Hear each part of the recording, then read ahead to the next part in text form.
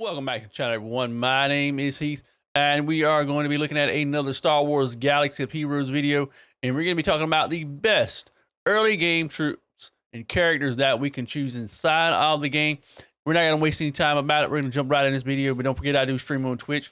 We play Clash over there. We play Star Wars Galaxy of Heroes, and we've been playing a lot of Lost Ark lately, so if you're interested in coming by, hanging out, we'd love to see you there. Anyway, guys, let's jump in this video and let's discuss some of the best early game characters to choose in Star Wars Galaxy of Heroes. Okay, so here we are inside of the game, and we have a letter from Capital Games in our inbox today. And guess what? It is the Dark Trooper is accelerated now. That means this increases the shard supply and adjusts the shard shop conversion rate to match. So now we can farm the Dark Trooper that much faster. And as a matter of fact, this plays hand in hand to what we're going to be talking about today, and that is the Imperial Troopers. Let me jump over to my collection, go up to squads, and best early game squads I think we should all be working on, and that is the Imperial Troopers and Bounty Hunters.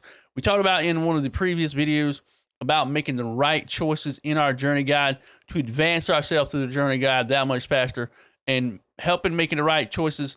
That way we have really good squads by end game.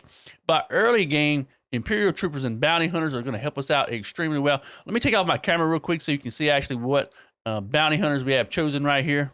So as you can see right here, we have our list of Imperial Troopers. We have our Bounty Hunters here. We've got Jango, Boba Fett, Boss, Dengar, and the Mandalorian. For Imperial Troopers, we have Veers, Piet, Stark, Moff Gideon, and the Dark Trooper as well. All right, so here we have our Imperial Troopers. We have our Bounty Hunters, and we're going to talk about today how these troops can help us further ourselves inside the game. All right, so we're jumping into the journey guide here real quick.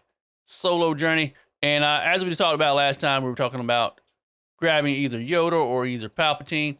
And then we were talking about R2-D2. And as you see right here, we have a list of Imperial Troopers in here as well. Every one of the Imperial Troopers that we have in that list for early game access are right in here as well. So we can use these to help get our R2. Not only that, we can help get Chewbacca unlocked because we have our Bounty Hunters in there as well. That leads us up to one of the absolute best ships inside of the game, and that is the Executor. And as you can see right here, I actually have most of these things unlocked for it. Only one ship-wise I don't have unlocked is the Razor Crest, but we've got a TIE Fighter, we've got IG-2000, we've got Slave 1, we've got Houndstooth, which belongs to Bosk. We've got the Imperial TIE Bomber, TIE Advance. We've got to get our TIE Fighter up. There's Boss right there to Relic 5. So again, playing into our Bounty Hunters, we've got IGA 88 right here. Another Bounty Hunter we should be working on as well. We've got Dengar as well. And we also have Boba Fett, which is another one of our Bounty Hunters in our list. And then we also have Admiral Piet, which brings us back to our Imperial Troopers. Our Imperial Troopers are actually a really good counter for a lot of things inside of the game, a lot of squads inside of the game. Right now, I'm running into a lot of problems at the moment inside of GAC.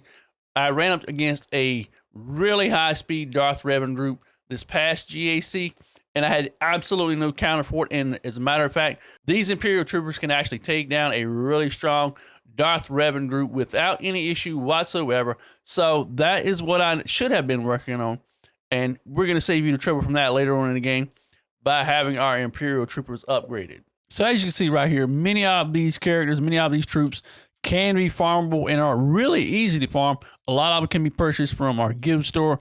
A lot of them can be purchased for credits. A lot of them can be upgraded very, very easily as we progress through the game. Like I said, Bounty Hunters, Boba Fett is one of the ones that can be easily gotten. Not only Boba Fett, let me jump over here real quick and show you what I'm talking about. Bronzium data cards are where we can actually get shards for Boba Fett. Not only Boba Fett as well, but we can also get them for General Veers also. So right there are two characters that we can easily get that don't take a lot of effort, that we can unlock pretty much for free and get them to 7 stars. So let's go back to our little list again right here. So Imperial Troopers, why are they important? Easily farmable. They get us farther along in the game. They can help us counter so many groups and squads inside of the game. Bounty Hunters, again, work hand in hand with these Imperial Troopers, allows us to unlock ships, boss ship, progress is farther in, and actually gets up to Galactic Legends as well. I actually saw the benefit of doing the Sith Eternal Emperor because so many of these Imperial Troopers follow hand in hand with getting him unlocked. Let me pop the journey guide real quick. So as you can see right here, we've got Admiral Piet, but we have Veers, we have Stark. All of these characters work hand in hand, helping us progress farther and farther inside of the game and making our journey that much more enjoyable. Let's go back to the journey guide now and look at it one more time and see exactly how each of these characters play hand in hand with getting us farther and farther inside of the game. So tier 5, as we said, gives us the Executor, Piet, Boba Fett, Dengar, Bosk. We've got IG-88. A lot of really nice ships from our bounty hunters. So let's progress back. We're going to go back to Han's Millennium Falcon. We can get bounty hunter ships unlocked. There's a Slave 1, which belongs to Boba Fett. We have the Xanadu Blood, which belongs to Cad Bane, another bounty hunter that I didn't mention in the list. Then we've got IG-2000, which belongs to IG-88. And again, we have Boss ship, which belongs to Boss, the Hound's Tooth. So by doing Imperial Troopers, by doing bounty hunters, this is going to help us get ships unlocked. This is going to help us get really great squads unlocked. This is going to progress up to capital ships, helping getting those unlocked. One of the executive requirements was getting the Razor Crest unlocked. And as you saw, I had selected the Mandalorian for that group in the best early game farming. So by farming the Mandalorian early on, that's going to lead us up to getting the Razor Crest. Currently, the Razor Crest is not farmable inside of the game. It can only be done through conquest, but there are rumors that the Razor's Crest will be farmable soon. So that is another ship in our group. So if they do make the Razor Crest farmable in the near future, that brings us right back to our best early game farming: Imperial Troopers, bounty hunters, getting the Mandalorian unlocked, getting the Mandalorian Beskar armor unlocked.